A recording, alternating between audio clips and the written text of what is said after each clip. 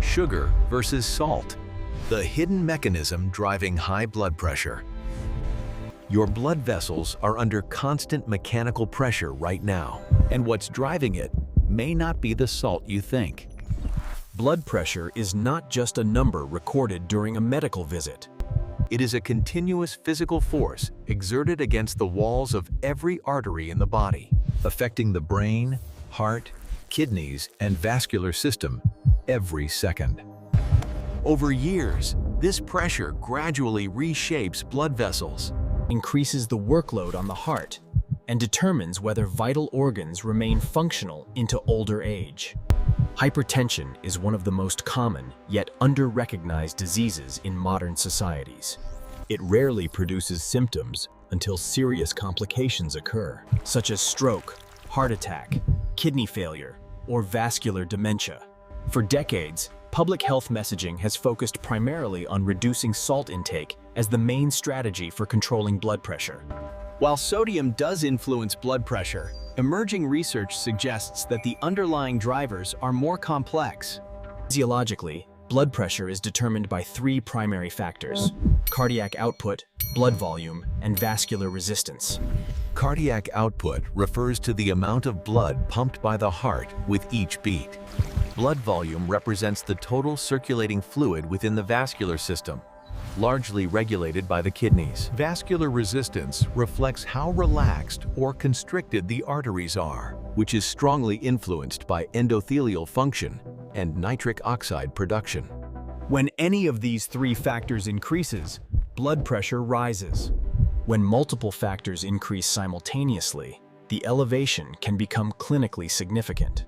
Salt primarily affects the volume component of blood pressure regulation. Sodium attracts water through osmotic forces, temporarily increasing plasma volume after a high salt meal. In healthy individuals, the kidneys respond through the renin-angiotensin-aldosterone system, excreting excess sodium and restoring balance. However, individuals vary widely in salt sensitivity. Some experience noticeable blood pressure changes, while others regulate sodium efficiently with minimal long-term impact.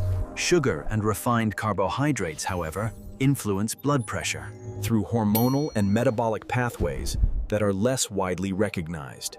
When refined carbohydrates are consumed, blood glucose rises, and the pancreas releases insulin. Beyond regulating glucose, insulin also signals the kidneys to retain sodium.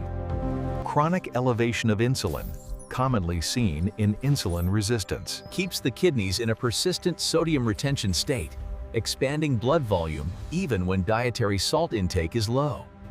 In addition, elevated insulin stimulates the sympathetic nervous system, increasing heart rate and vascular constriction, both of which raise blood pressure.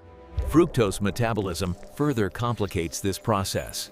When metabolized in the liver, fructose generates uric acid, which can impair endothelial function and reduce nitric oxide availability. Reduced nitric oxide limits the ability of blood vessels to relax, increasing vascular resistance. The result is a dual mechanism: increased blood volume from sodium retention and increased vascular resistance from endothelial dysfunction. Modern dietary patterns amplify this effect.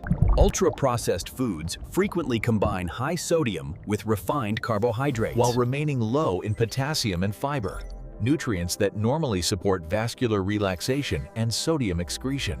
This combination disrupts multiple regulatory systems simultaneously. Long-term blood pressure control therefore depends not on eliminating a single nutrient, but on restoring metabolic balance. Lower insulin levels allow the kidneys to regulate sodium properly. Improved endothelial function restores nitric oxide production and arterial flexibility. Adequate sleep, regular physical activity, and diets rich in whole foods support these physiological processes. In clinical practice, medications such as ACE inhibitors, diuretics, and calcium channel blockers effectively lower blood pressure. However, they primarily modify downstream mechanisms rather than correcting the metabolic conditions that produced hypertension. Ultimately, hypertension is not simply a salt problem or a sugar problem. It is largely a metabolic and dietary systems problem. Strongly influenced by the widespread consumption of ultra-processed foods that simultaneously drive volume expansion, hormonal sodium retention, and vascular dysfunction. Restoring whole food dietary patterns, improving metabolic health, and supporting endothelial functions remain the most powerful long-term strategies for maintaining healthy blood pressure. Thank you for watching.